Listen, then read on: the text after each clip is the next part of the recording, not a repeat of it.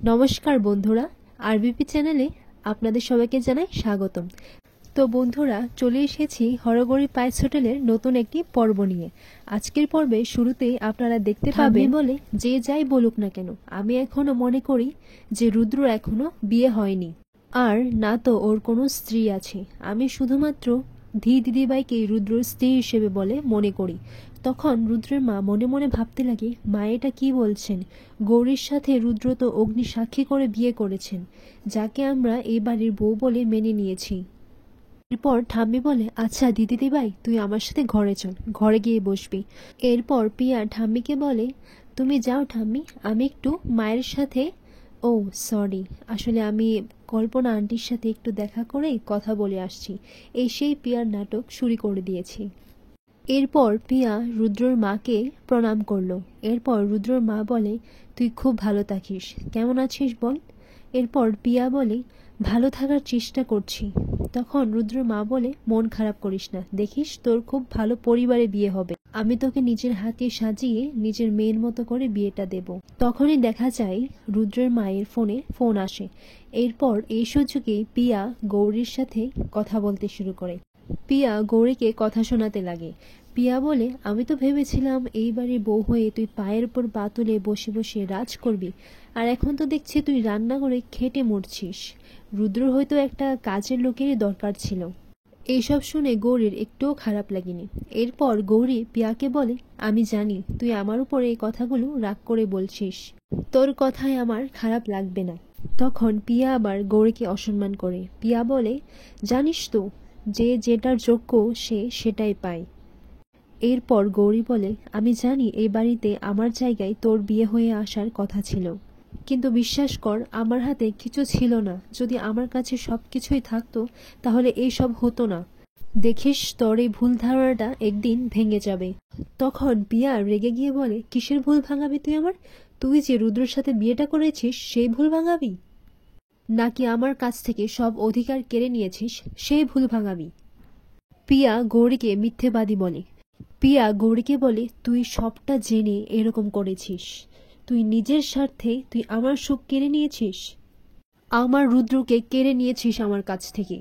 এরপর এইসব শুনে গৌরী ইমোশনাল হয়ে হঠকারিতায় বলতেই যাবে যে, আমি এই বিয়েটা করতে চাইনি, আমি তো এই বিয়েটা করেছি। তখনই গৌরীর মনে পড়ে যায় যে রুদ্র বারবার করে মনে করে দিয়েছিল যেন বেফাঁস কিছু না বলে দেয়। তাই সেটা মনে করে গৌরী চুপ হয়ে গেল। এমন সময় পিয়া বলে, কিরে চুপ হয়ে গেলি কেন, বল কি বলতে চেয়েছিলি? তখন গৌরী বলে, না, যেটা হয়ে গেছে সেটা ভেবে আর কি লাভ, তাই না? এসব নিয়ে আর কথা বলে কোনো লাভ নেই। এরপর গৌরী পিয়াকে বলে ঠাম্মির ঘরে যেতে। তখন পিয়া বলে, এই শোন, তুই একটা কথা ভালো করে জেনে রাখ, তুই এ বাড়ির মালকিন নোস, ঠিক আছে? আর আমি কি করব কি না করব সেটা তোর বলে দিতে হবে না। পরে দেখা যায় গৌরী পায়েস বানানোর জন্য দুধ নিয়ে আসলে পিয়া কিছু একটা করে গৌরীর হাত থেকে সে দুধটা ফেলে দিতে চায়। সবটা পড়েনি অবশ্য, একটু পড়ে যায়। তখন পিয়া বলে, কিরে তুই আমার দিকে তাকিয়েছিস কেন? এখন এটা তাড়াতাড়ি পরিষ্কার কর, নাহলে কেউ এসে দেখে ফেললে তো সবার সামনে আমাকে দোষারোপ করতে শুরু করবি। তখন গৌরী সেখান থেকে পরিষ্কার করার জন্য সেই পোছাটা নিয়ে আসতে যায়। তখন এই সুযোগে পিয়া কি করে, পিয়া দুধের মধ্যে চিনি মিশিয়ে দেয়, কারণ ঠাম্মি তো চিনি মেশানো কিছুই খাবে না। এরপর পিয়া বলে, তুই আমার কাছ থেকে আমার সব সম্পত্তি কেড়ে নিয়েছিস, এইবার আমিও দেখব ওই ঠাম্মি তোর এই চিনি মেশানো পিঠে খেয়ে কি করে, আর কি করেই বা তোকে এই বাড়িতে থাকতে দেয়। এরপর বিমলা এসে দেখে, আরে নতুন বৌদি, তুমি এসব করছো কেন, দাও আমি করে দিচ্ছি।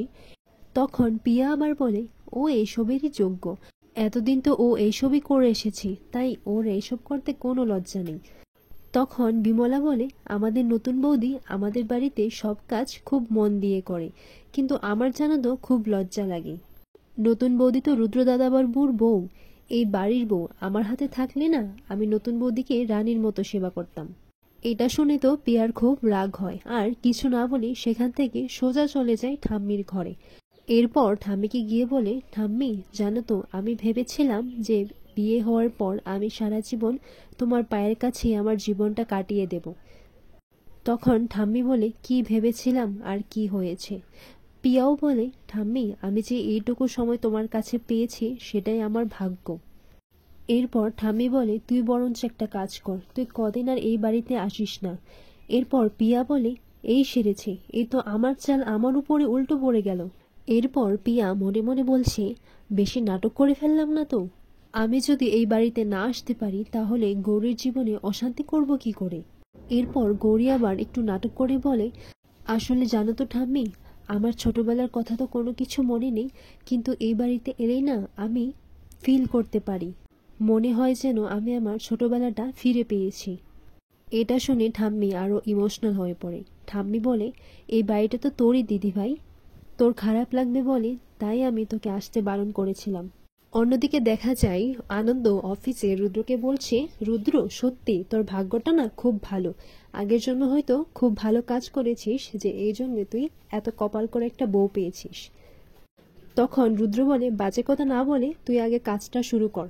তখন আনন্দ বলে, কিরে সারাক্ষণ তো খালি কাজ কাজ, তুই এখন আমাকে এই খাবারের সুখটা নিতে দিবি না? তখন রুদ্র বলে, আগে যদি জানতাম যে তুই কাজ ছেড়ে এই খাবার নিয়ে পড়ে থাকবি তাহলে আমি আনতামই না। আনন্দ বলে, দেখ বৌদির খাবার বলে স্টপ করতে পারছি না, তোকে বলেছিলাম না যে তোর একটা ভালো মেয়ের সাথেই বিয়ে হবে?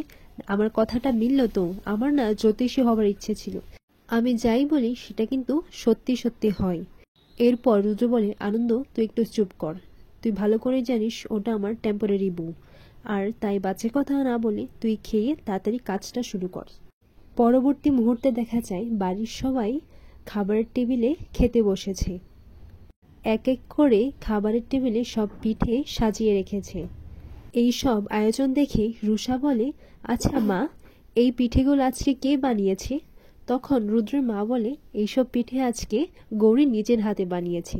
এটা শুনে ঠাম্মি বলে, আচ্ছা তার জন্যই নিজের স্বামীর পছন্দের আর তোমার পছন্দের পিঠে বানিয়েছে। তখন রুদ্রের মা বলে, না না মা, আপনার পছন্দেরও দুধ পুলি বানিয়েছে। ঠাম্মি ধিকে বলে, ধি দিদি ভাই তুই আমার সাথে খেতে বস।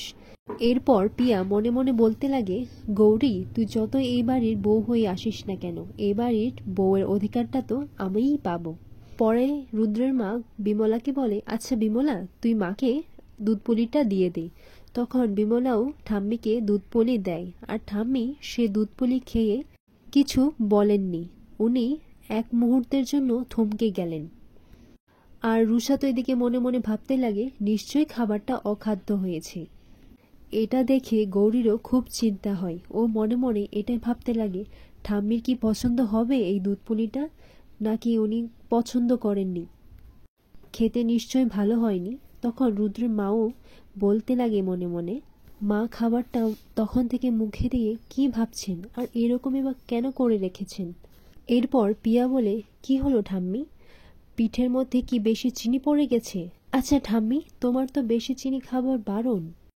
এটা জানার পর তাও গৌরী কি বেশি চিনি দিয়ে দিয়েছে? এরপর গৌরী মনে মনে ভাবতে লাগে, দুধের মধ্যে বেশি চিনির কথাটা পিয়া কি করে জানলো? তার মানে দুধের মধ্যে চিনিটা ওই মিশিয়েছে। তখন গৌরীর খেয়াল করে মনে পড়ে যে ও তো চিনি দেয়নি, তাহলে চিনিটা কে দিয়েছে? কারণ দুধের বাটির আশেপাশে চিনি পড়া ছিল। তখন গৌরী চেক করে দেখে যে চিনি মেশানো, আর এটা জেনেই গৌরী নিজে থেকেই দুধটা পাল্টে ফেলেছিল। এরপর পিয়া ঠাম্মিকে জল দিলে ঠাম্মি বলে, লাগবে না জল, এই স্বাদটা যেন আমার মুখে লেগে থাকে। এটা শুনে তো রুদ্রের মা খুব খুশি হয়, আর গৌরীও মনে মনে সে আনন্দ পায়। এটা শুনে তো রুষা অবাক হয়ে গেল। রুষা মনে মনে বলে, যাহ বাবা, ঠাম্মি কি গৌরীর রান্নার প্রশংসা করছে নাকি? তখন ঠাম্মি বলে, না আমি বলতে চেয়েছিলাম যে খাবারের সময় তো জল খেতে নেই, তাই আর কি।